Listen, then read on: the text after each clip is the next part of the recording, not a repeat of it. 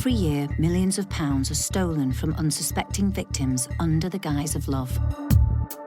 The type of crime we're investigating is a confidence trick. Call it what you will, romance scam, blackmail, gold digger, whatever the name, it doesn't begin to describe the horrific impact these crimes can have on the people who have been targeted. As well as being life-changing, these crimes are very much on the rise, with victims losing an average of more than £11,000. Well, we are here to stop the scammers in their tracks, and as we get to the bottom of how they were able to pull off some of the most audacious cons, we'll have everything you need to know to make sure you and your money stay safe.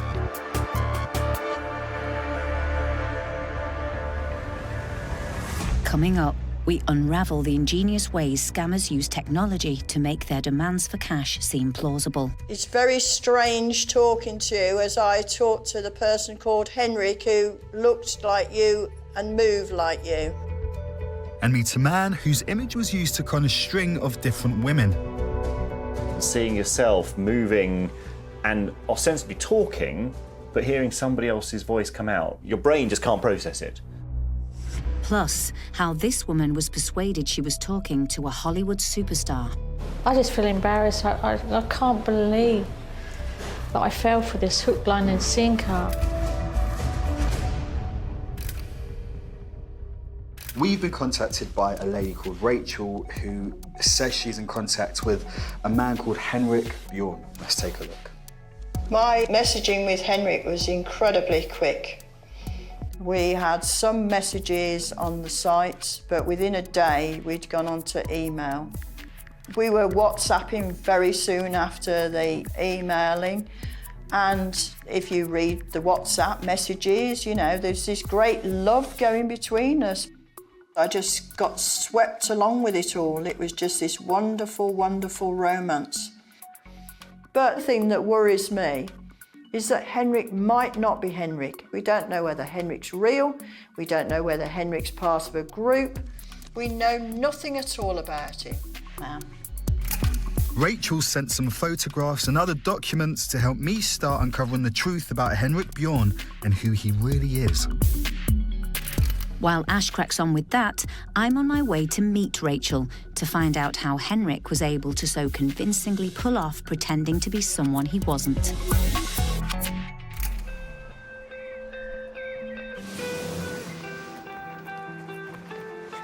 Hi, Rachel.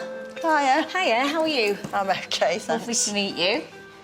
I'm going to start just by asking you to tell us about your experience and what's happened to you.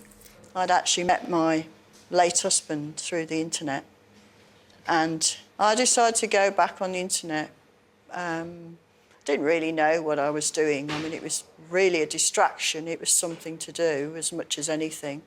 I decided to try Match.com, and 2 hours after I joined, I got this message saying, "Hello, gorgeous," and it was from a guy in Brussels, Henrik Bjorn.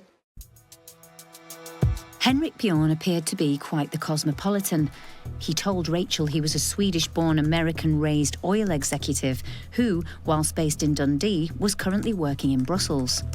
And it seemed, like her, he'd recently suffered a terrible loss. He was a widower, you know, I was a widow, and so there was some connection there. He talked about his wife and his daughter. He showed me pictures of his daughter. Had he asked for information about you? Had you told him much about yourself at this point? Yeah, we were talking about each other. He talked a lot about his life. I talked about my life. I didn't want to be secretive. Because you're just sharing information about yourself with a person who you're having this kind of relationship with. Exactly. Having agreed to his request to move their chats off the dating website and onto email and WhatsApp, Henrik soon picked up on Rachel's love of music and started sending songs to illustrate his feelings for her.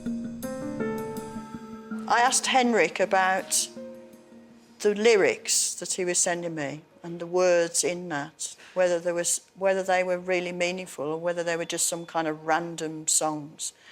And he said that they were. He was actually looking for words that had some meaning. Henrik told Rachel he was heading out to Jakarta, Indonesia, to work on a new multi-million-pound oil contract. He had got this contract with the National Oil Company in Jakarta. And he was so keen to tell me all about and show me this contract. And he sent me a copy of it. And I looked at this and I thought, this is ridiculous. I've never come across this kind of money. And so it was just not my world at all. So it was just weird and bizarre. Soon after he'd started working in Jakarta, Henrik contacted Rachel saying he needed financial help. So you've had, what, 2 or 3 weeks of chatting with Henrik? Yeah. What happened the first time he then asked you for some money? The first bit of money, he contacted me in a panic and he said that his goods were in customs, which I don't know what they were, but things for oil rig, and that the money on them had been actually increased and that he couldn't get into his account because he tried an old account and he'd forgotten the number to get in and he'd been blocked. And could I lend him this money? It was like about £3,500. What was it that made you decide to do it? Because I looked it up. Yeah. I looked up on the internet. He told me that if he didn't get that money, his goods would be put into an auction the next day. And I looked it up and that was accurate. Okay. That's what would have happened. So that's why I gave him the money. I'm looking into the pictures and documents Rachel was sent by Henrik Bjorn, hoping to find out some more about the person Rachel believes scammed her. I'm doing a bit of digging into Rachel's scammer, Henrik Bjorn. He has sent her pictures of himself. He sent one of him on LinkedIn. So what I'm going to do is reverse image search that to see what we find.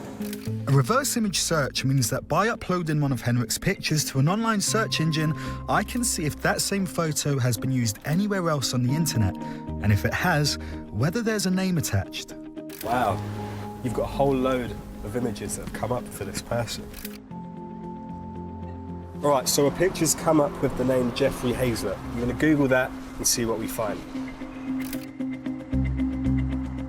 Wow, this person has a Wikipedia page. They're clearly a public figure of some sort. Jeffrey Hazlett is a global business celebrity, primetime television and podcast show host, author, keynote speaker. So the scammer has ripped the profile of a celebrity.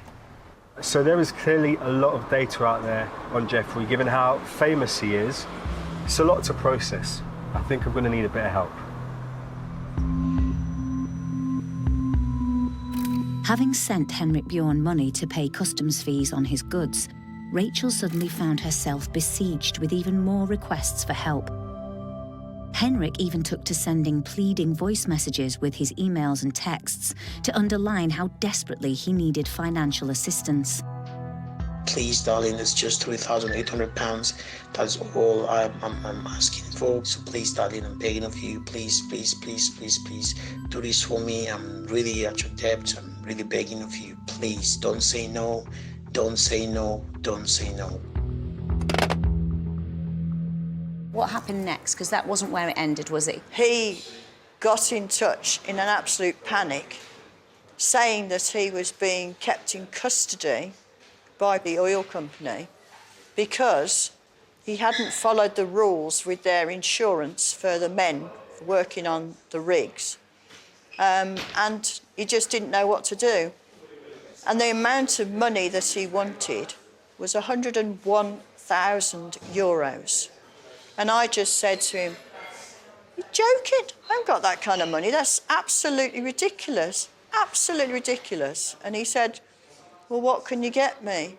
And so I said to him, "Well, about £30,000. That's the only amount I could get. I cannot get any more than that." He just begged me for it. To find the money, Rachel raided her life savings. Did you question him about why he couldn't pay that himself or why he couldn't get that from someone else? Well, I did ask him, and he said that he was getting some help through his agent, but they get all the money at the end of the contract. So there was this massive amount of money that he was supposed to be getting back at the end of the contract. So it seems, you know, quite a logical explanation that he had, and begging you for this money. And I'm guessing that's not money that you can really afford to be... Well, no. I don't want to get upset, but I will. Hey, that's all right. Come here, let me have a hug. Come on.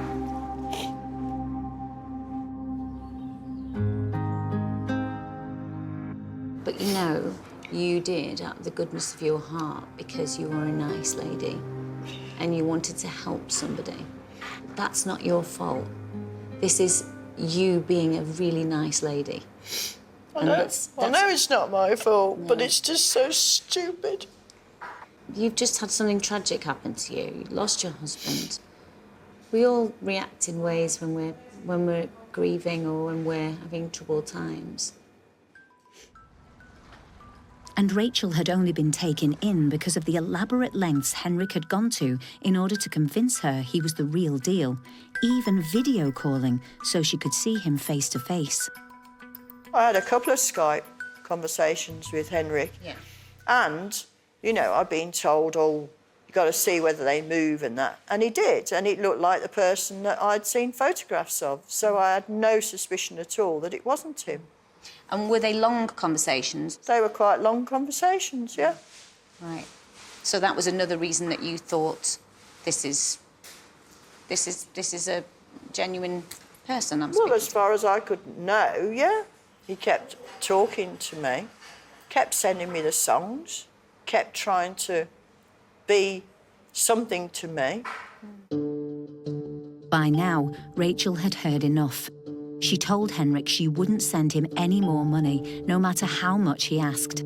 If we can, we could try and find out some information about who Henrik is, perhaps, if you want us to try and do that. Oh, I'd love to. Yeah. I'd love to.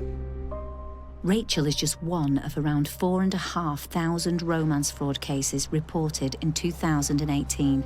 And the techniques Henrik used to persuade her she could trust him are all too common.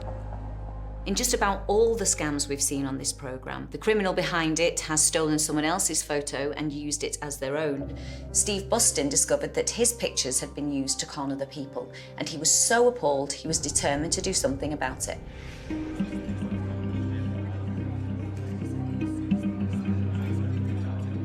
Please give a warm welcome to Steve Bustin.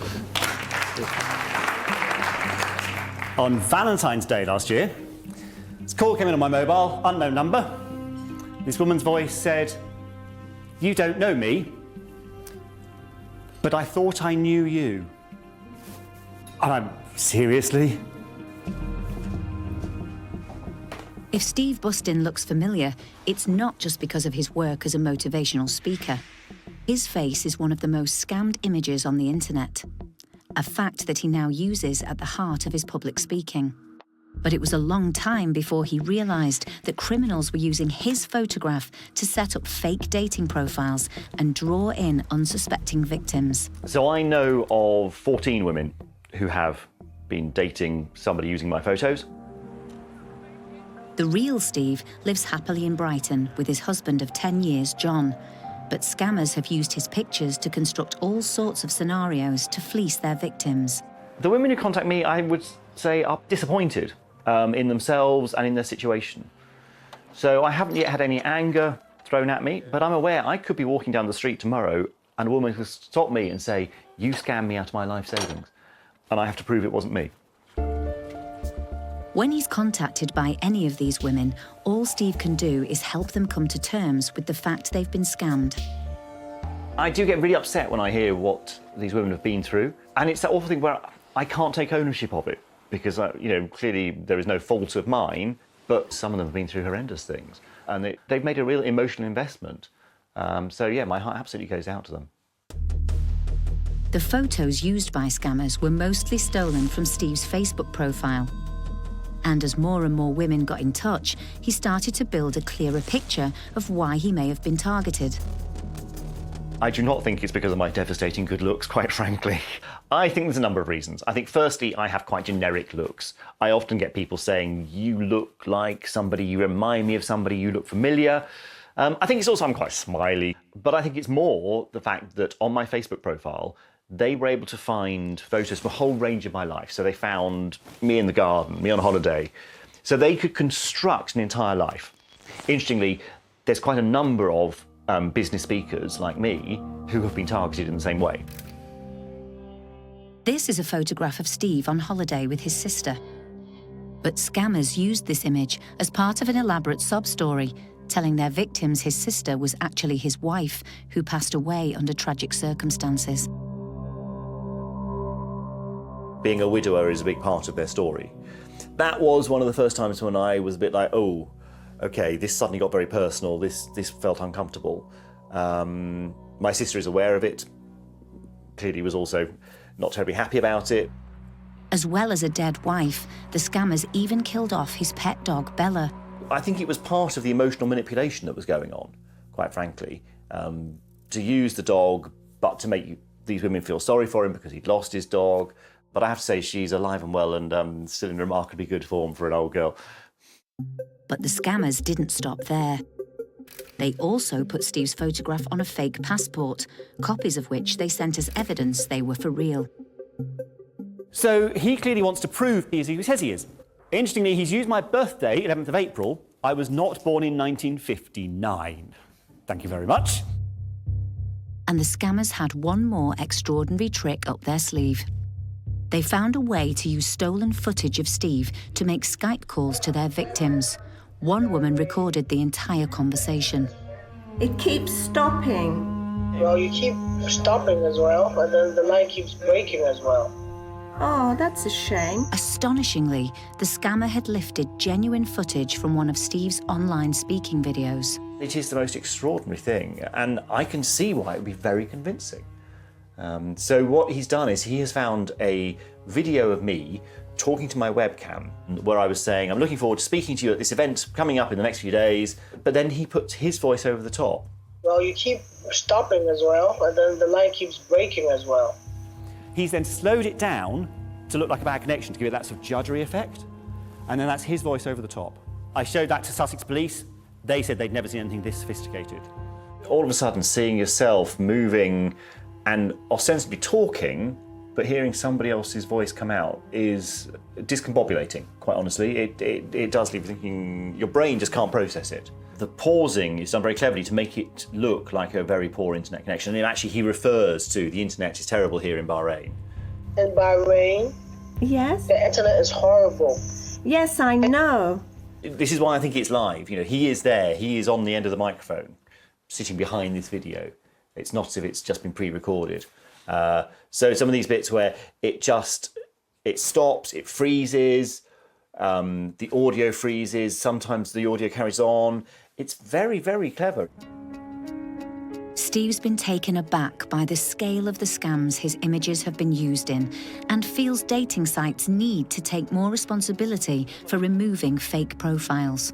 The dating sites need to take it seriously. There need to be filters, there need to be bots that are there looking for these fake profiles. And, you know, there are now sites that have libraries of photos that are being used in scams. Those photos should all be included in the algorithm on the dating site so that if one of them is used, it is flagged up and the profile is immediately deleted.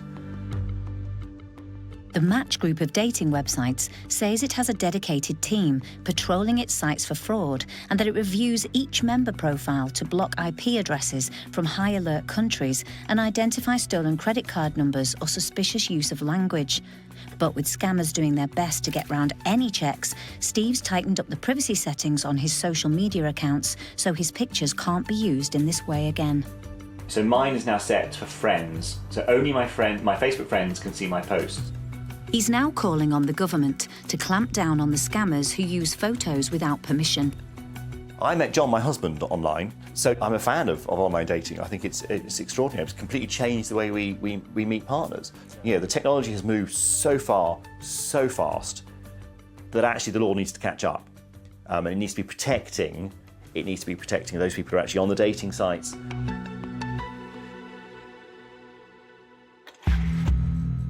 Using someone else's photographs to create a fake identity is known as catfishing. It's not yet illegal in this country, but Steve's story shows how it's being done in increasingly clever and high-tech ways. And the same is true in Rachel's case. Given that she also spoke to her scammer via Skype, I've come to meet journalist and IT expert Darian Graham-Smith. Darian. Hi. Using Steve's video, The internet is horrible. he's going to show me how a scammer might be able to cheat a video call to convince someone they're for real. Yes, I know. It keeps stopping. So the first thing you'll notice is that it keeps glitching and stopping, and that's absolutely key, because obviously the scammer can't actually get the person they're pretending to be to show up on camera and have a conversation with the victim. That's why it's so reassuring to the victim. The victim thinks, this must be the real person because we're having a conversation. But as I say, it keeps stopping and glitching, and that's because this is a pre-recorded video. It's actually surprisingly simple to download a cheap little bit of software that will feed a pre-recorded video into Skype or into other video conferencing software and let you play it through to whoever's on the other end. In this case, it's actually rather ingenious. I think the scammer is literally just hitting pause on and off on the video to make it look like it's glitching and just leaving long gaps while talking, answering as if there is a problem with the connection. You just need a talking head that you can start and stop and glitch and so on to persuade the person at the other end that that's who they're talking to. When it comes to video chats, what are the things that people need to be looking out for? The picture isn't breaking up at all. You can actually see it's pausing and unpausing rather than changing in quality. It's not going blocky. And the voice, the words that the man is saying, they're not going like a robot, like they sometimes do on a call that's really, that really has a bad connection. Yeah. He's just leaving big gaps between his sentences. If you know what you're listening for, that's a little bit suspicious. And Darian's got one simple but effective tip to ensure you really are speaking to the person you think you are. If there's anything you can do just to make sure that you really are having an interactive conversation with the person on the other end, just as simple as asking them to give you a wave, that might be all it takes. Super interesting. Clearly, with a bit of understanding and explaining, people can actually spot some of the signs. So thank you so much. You're welcome. Cheers. With scammer sophistication developing with technology, you can understand how Rachel was seduced into handing over £30,000 to a man she knew as Henrik Bjorn. But her daughter Phoebe had been suspicious of the relationship from early on, long before the moment her mum realised the truth.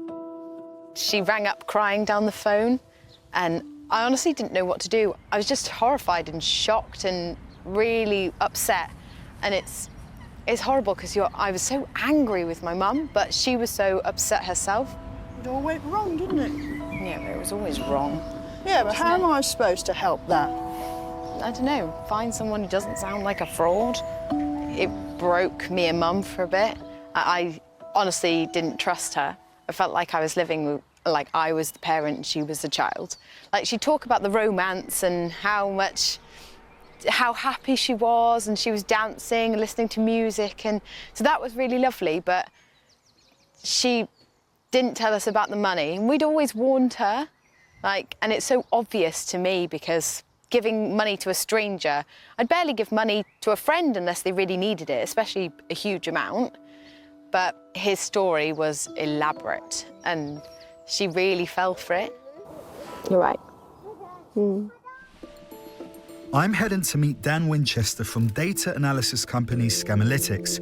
It's his job to spot fake profiles online, then let companies know so that they can do something about it. Hey, Dan. Nice to meet you, pal. How you Hi, doing? Ashley. How are you? Yeah, good, good. I'm hoping he can tell me some more about Rachel's scammer, Henrik Bjorn.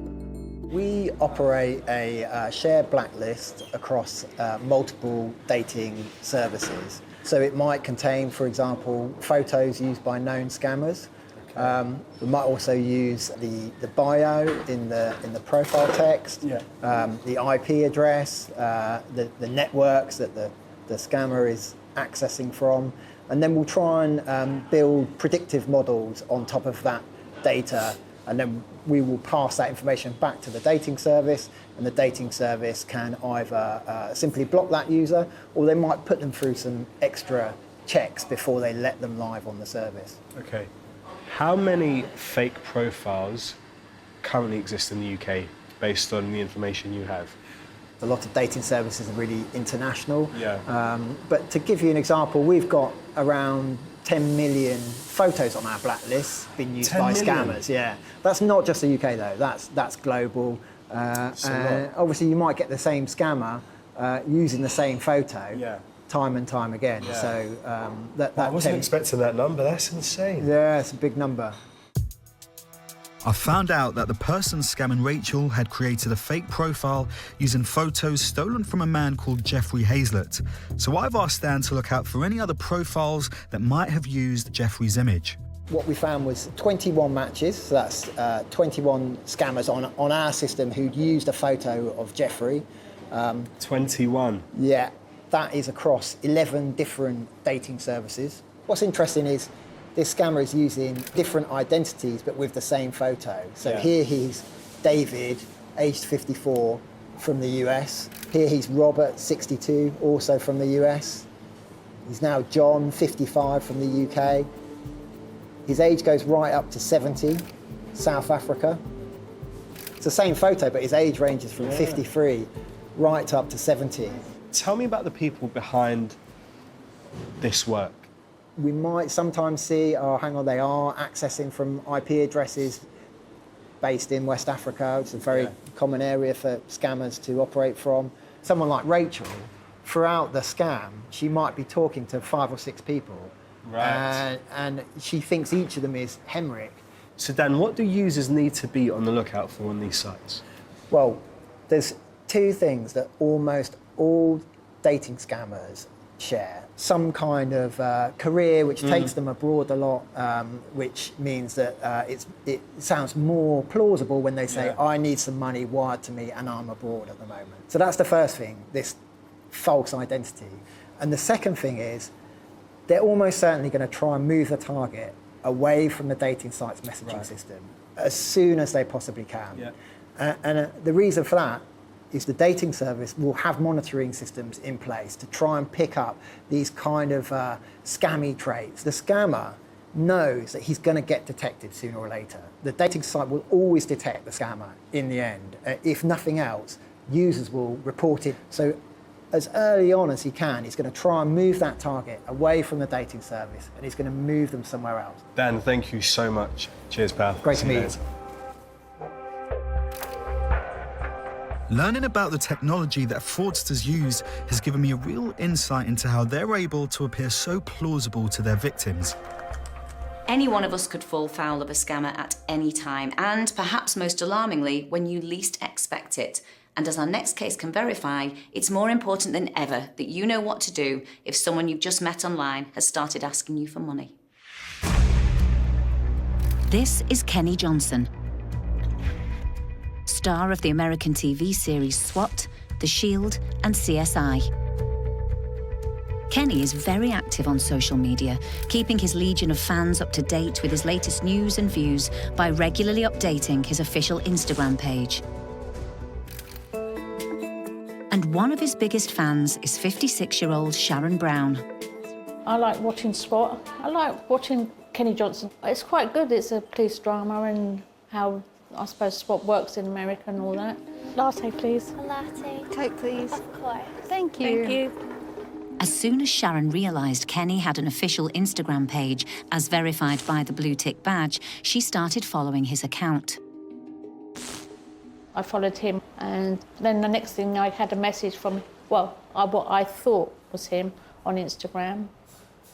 I didn't answer straight away because I didn't think it was him, but then it got persistent. Sharon's initial doubts came from the fact that although the message appeared to be from the real Kenny Johnson, it wasn't sent from the same official blue-ticked account she'd recently started following. But she soon became persuaded, thanks to the detail in all the messages he sent. I asked questions to make sure it seemed every question I was asking him, he was answering correctly.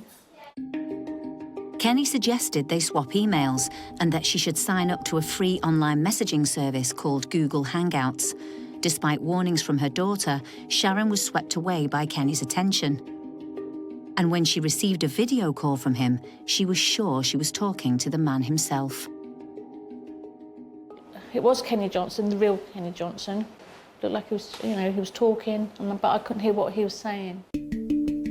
Despite the technical glitches, the fact Kenny had attempted to video call at all was proof enough for Sharon that she was indeed talking with the real Kenny Johnson. Chuffed is the word I'd use. I was quite chuffed, actually. Then we just started talking. After a month of chatting, Kenny told her he was heading out to Turkey for a new TV project he was producing and financing himself. The messages kept coming thick and fast, with Kenny seemingly interested in more than just a friendship. He wanted a relationship with me. He kept calling me honey, babe. Then Kenny sent a message that his shoot in Turkey had run into serious problems and production had ground to a halt. He said that his vehicle was involved in an accident and cameras were broken, and could I help to get some new cameras? He said that he spent all his money on this project that he was doing and that he needed $40,000, which worked out, I think it was $30,000 in our money. Kenny told her that if she could come up with the money, she'd have her own stake in the project. But Sharon simply didn't have this kind of money to hand, so instead took out a loan for the most she could get, which was £10,000. He kept pushing it, so I managed to get a loan. Then he said, could I send it to this account in Turkey? Because that's where he was getting his cameras from. I should have had alarm bells then, but I don't know what I thought. To me, what he said sounded feasible, It sounded, oh, okay. So I did. Kenny appeared grateful for the money and the romantic messages continued. But soon after, Kenny asked for a further £20,000 he insisted he needed to begin the filming, assuring Sharon this would be money she'd get back. This time, Sharon asked a relative to loan her the money, which they were happy to do as they believed Sharon was investing in the entertainment industry. I don't want to talk about the next part because it hurts even more. I thought, oh, it'd be a good thing to try and get in the film business. It sounds so stupid now when I think about it. My relative offered me the money and I feel so foolishly now that I accepted it. I wish I hadn't done. But after transferring the additional £20,000, Kenny then asked for another £4,000 in order to pay for the camera's shipping costs. This time, Sharon turned to her credit card.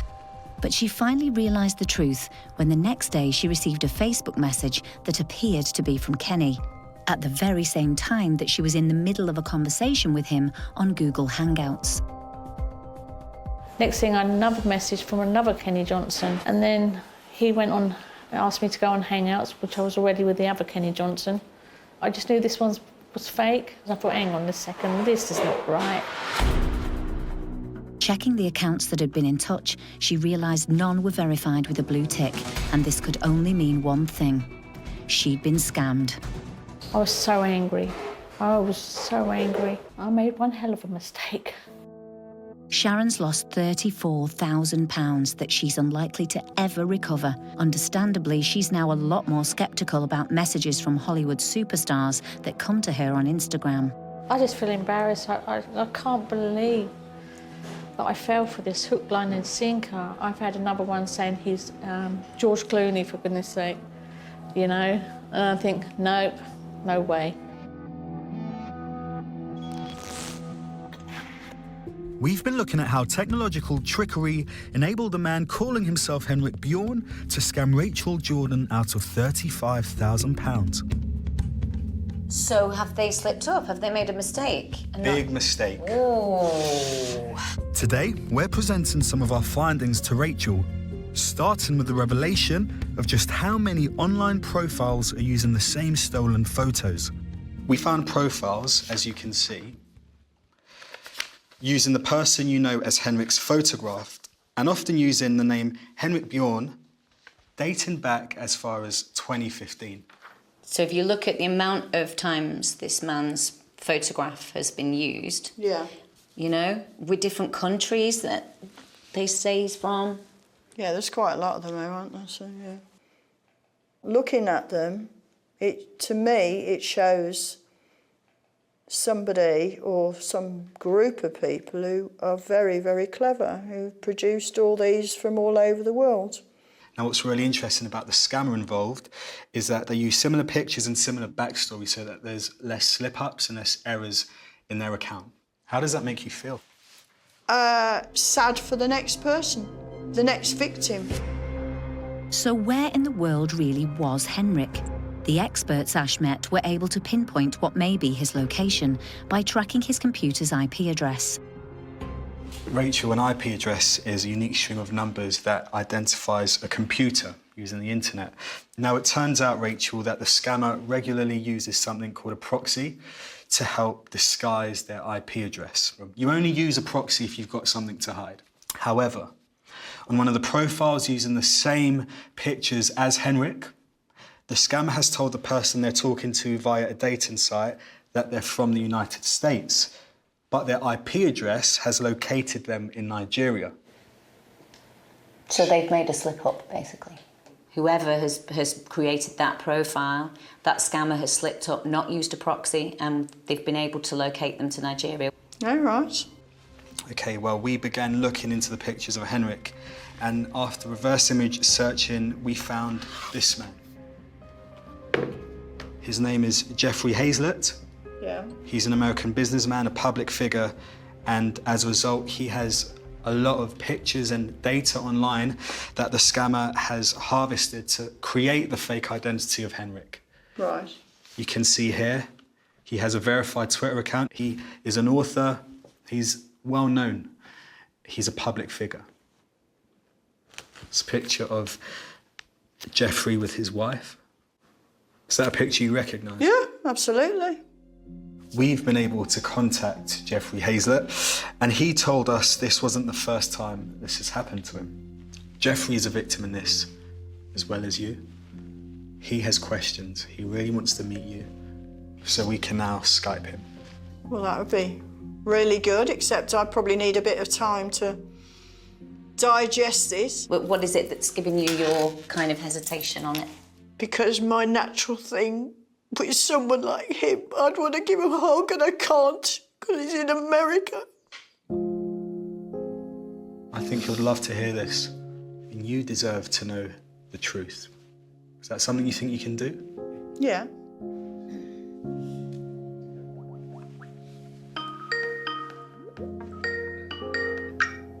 Jeffrey, we've been working with Rachel to really just uncover what's been going on, and of course uncovering the fact that your face has been used to create a fake profile, someone that a scammer is calling Henrik Bjorn.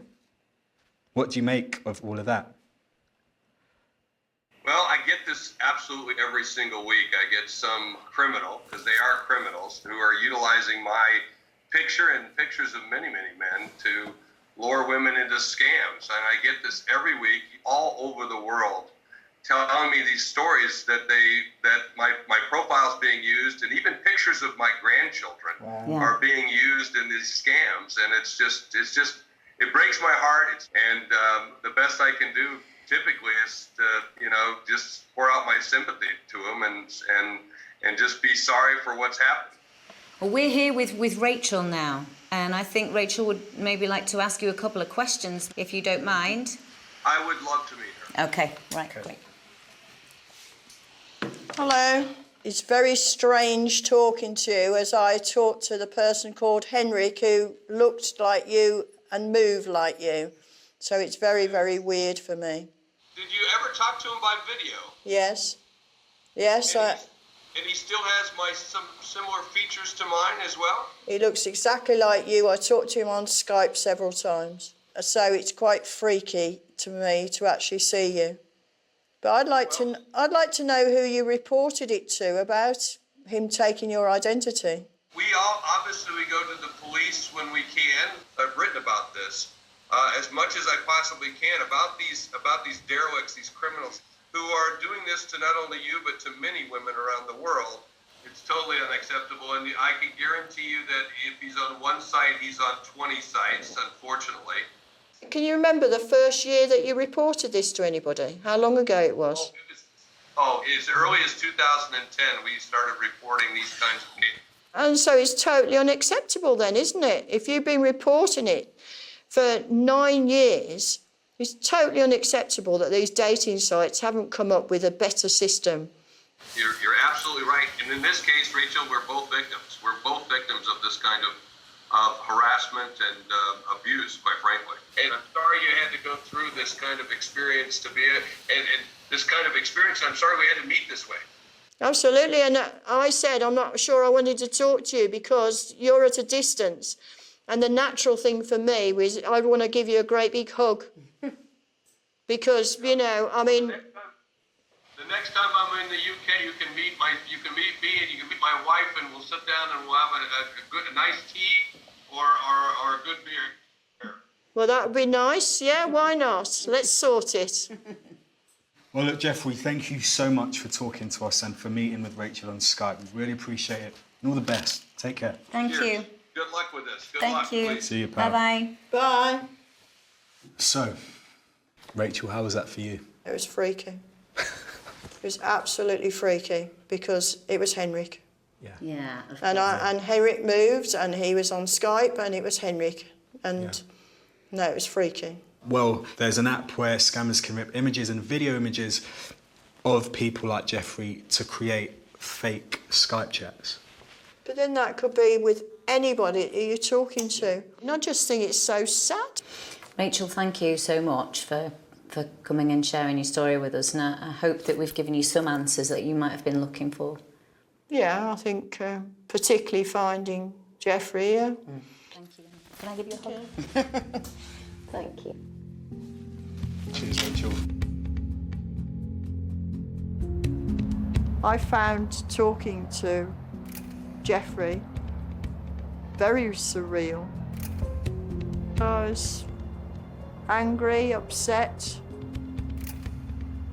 I just want to say all of us have to try and help everybody else.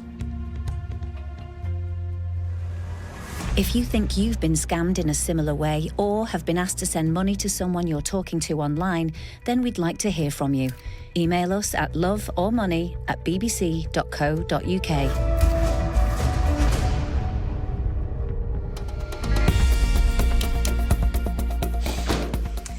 The cases we've heard today have really highlighted the level of sophistication and utterly brazen lengths that criminals will go to get what they want: money. And while it can seem that scammers use technology to stay one step ahead, as we've seen, it is possible to be protected and to avoid being manipulated. And thanks to people like Rachel for sharing her story, hopefully you'll recognise the signs of a scam too. So, if a conversation online turns from romance to finance, then you'll be able to tell whether the person you're talking to is in it for love or money.